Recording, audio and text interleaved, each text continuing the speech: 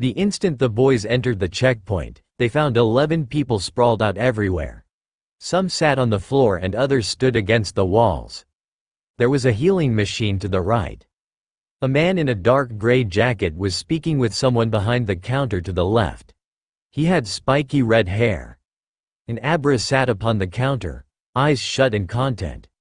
Before Ash could make a move toward the healing machine, the man with spiky hair noticed them.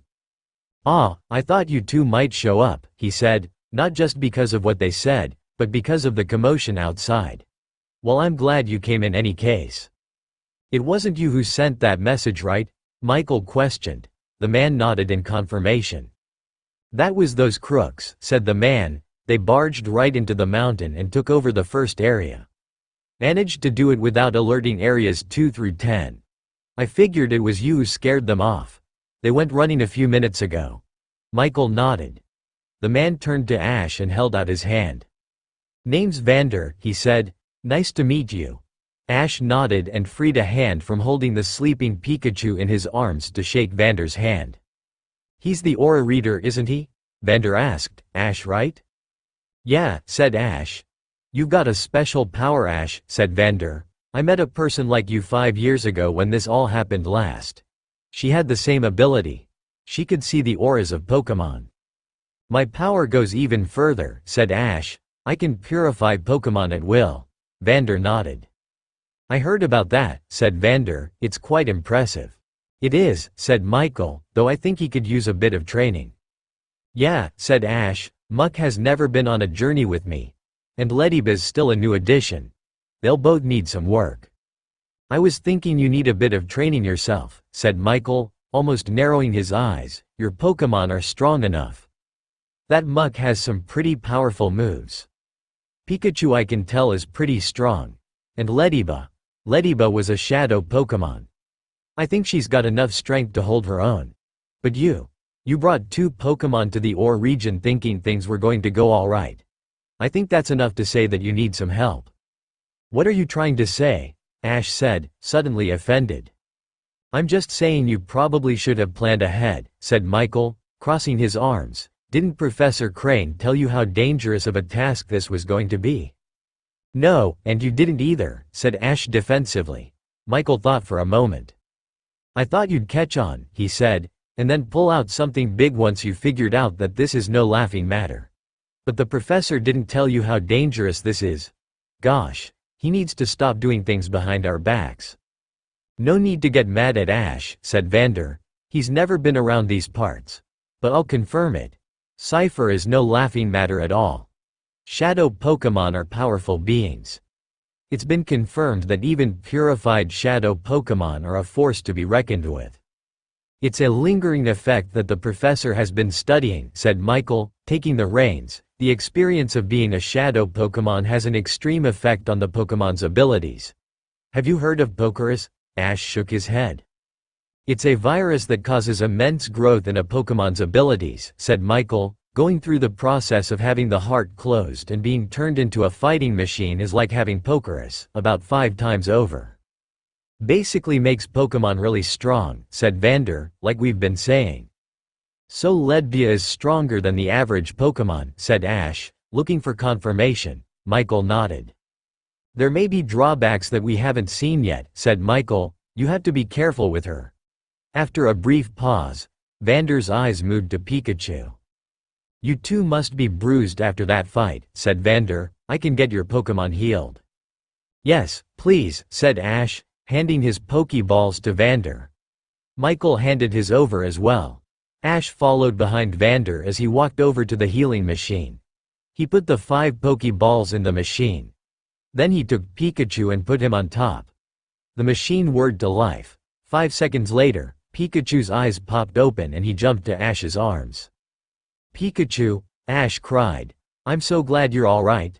Michael picked up the 5 Pokéballs from the machine and separated his from Ash's.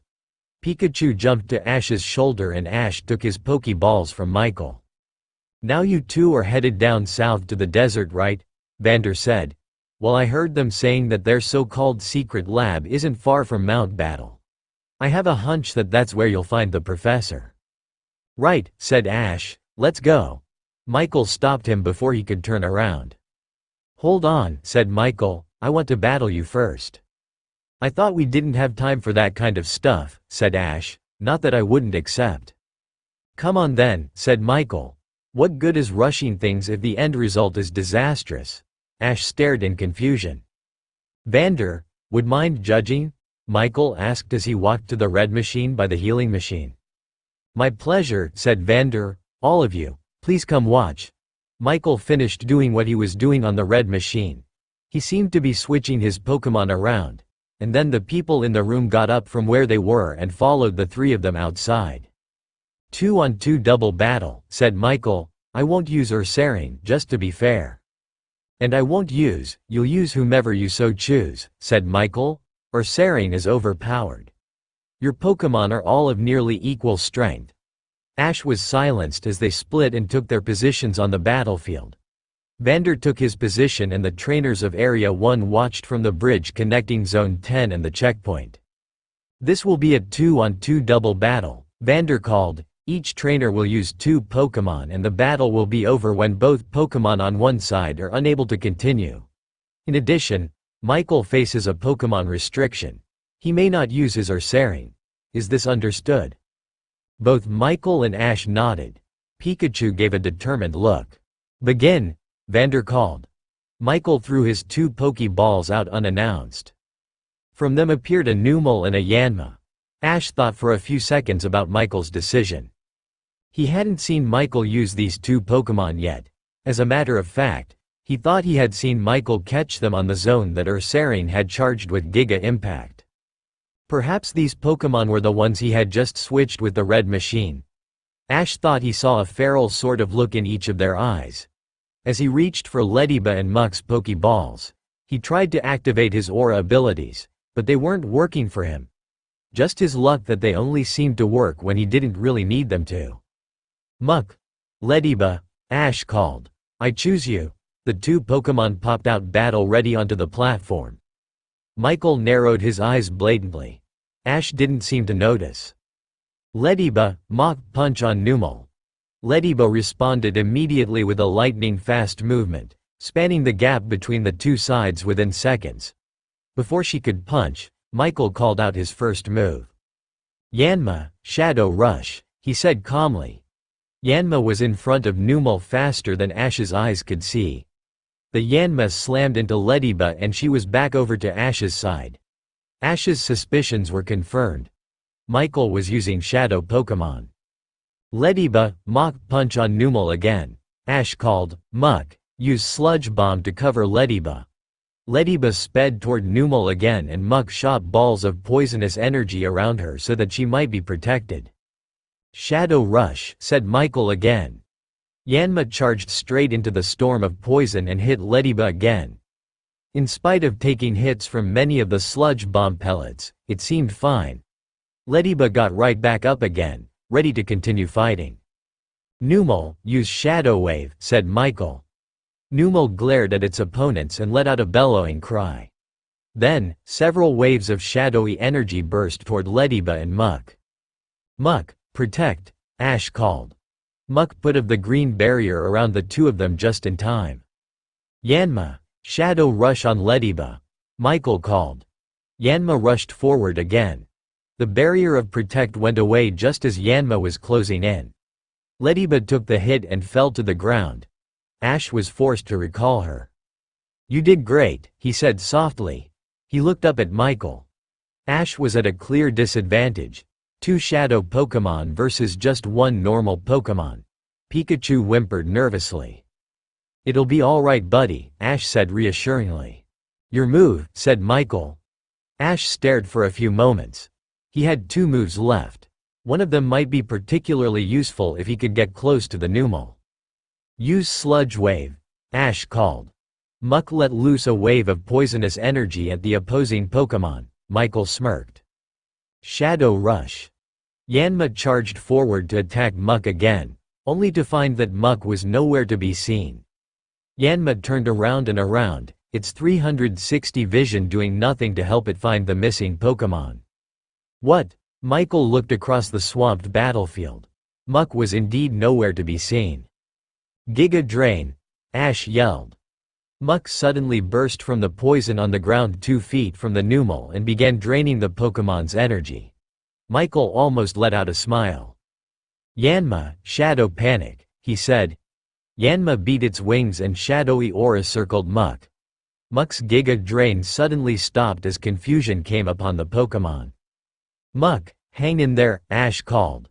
Muck tried to fight the confusion, but moments later, she collapsed onto the ground.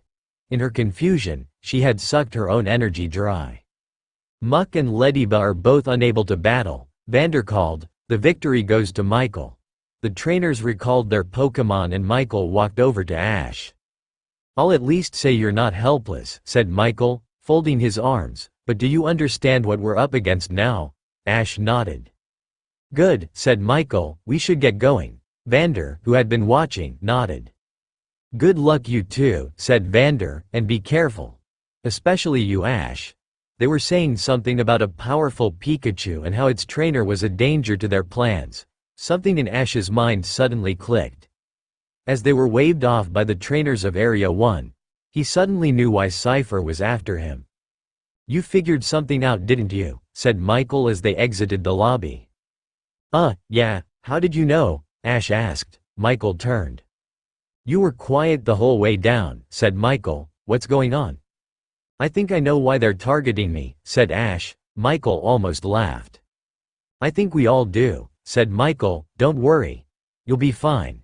The only real threat they have is the Shadow Pokémon army. If you can learn how to fight them, he nodded. Just don't worry about it, said Michael, now come on. They're waiting for us to crash the party. He walked swiftly toward his bike. Ash cracked a smile. Michael was back to his cheery self. But he couldn't help but think about the reality of what was before him. As they rode off away from Mount Battle, a small Pokémon peeked its head out from behind the stairs leading up into the lobby. She had seen the Pikachu on the boy's shoulder. Then suddenly, she had become interested. Wagging her bushy brown tail, she decidedly began to run after the bike, her brown fur blowing in the wind and her shadow sprawled out alongside her. She was going to catch up with them no matter what.